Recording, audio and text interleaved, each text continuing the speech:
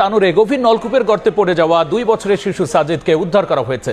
আর এ বিষয়ে বিস্তারিত জানাতে ঘটনাস্থলে আছেন সহকর্মী মওদুদ রানা। সবশেষ জানতে সরাসরি যাচ্ছি তার কাছে।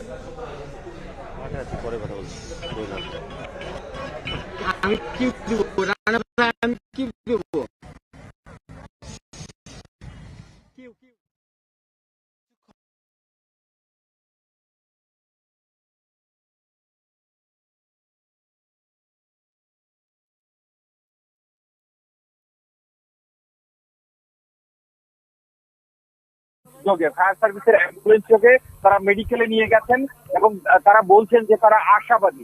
ফায়ার সার্ভিস শুধু একটাই শব্দ বলেছেন যে তারা আশাবাদী, তারা চিকিৎসা কেন্দ্রে নিয়ে গেছেন এবং সেখানে তার মাথার উপরে খড়ের একটি আস্তরণ ছিল, যার ফলে তার শরীরে কোনো ধরনের আঘাত লাগেনি। আমরা জিজ্ঞেস করেছিলাম তিনি জীবিত না মৃত। ফায়ার সার্ভিস বলছে এটি তারা বলতে পারেন না, তবে তারা দেখেছেন যে শিশুটি অচেতন রয়েছে।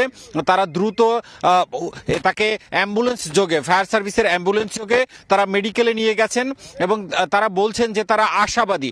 ফায়ার সার্ভিস শুধু একটাই শব্দ বলেছেন যে তারা আশাবাদী, তারা চিকিৎসা কেন্দ্রে নিয়ে গেছেন এবং সেখানে গিয়েই তারা পরবর্তী আসলে শিশুটি জীবিত আছে নাকি মৃত সেটি জানাবেন।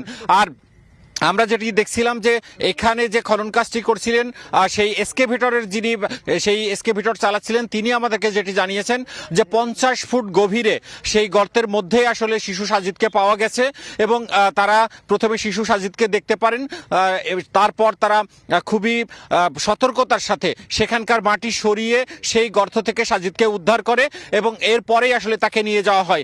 এখানে ফায়ার সার্ভিসের কর্মীরা যেটি বলছেন যে তারা দুপুরের পর যখন ক্যামেরা গর্তে প্রবেশ করান সেই সময় তারা ধারণা করেছিলেন যে 50 থেকে 55 ফুটের মধ্যে শিশুটি থাকতে পারেন, কারণ তার এই শিশুটির মাথার উপর একটি আস্তরণ ছিল, সেখানে কিছু খড় ছিল, তার উপরে কিছু মাটি ছিল। তারা যখন ক্যামেরাটি প্রবেশ করান তখন সেখানে মাটির আস্তরণ দেখে তারা অনুমান করেছিলেন যে এখানে কিছু একটা আছে এবং সেই অনুমানের জায়গা থেকে তারা দুপুরের পর থেকে যে বড় গর্তটি করেছিলেন সেখান থেকে মাটি অপসারণ করেন এবং যে গর্ত সেই গর্তের ব্যাপ্তি বৃদ্ধি করেন। এরপর একটি বড় এক্সকেভেটর বা খনন যন্ত্র সেখানে নিয়ে যান এবং সন্ধ্যার পর থেকে তারা পুরো পাইপে আটকে থাকা শিশুকে 32 ঘন্টা পর উদ্ধার করেছে ফায়ার সার্ভিস। আর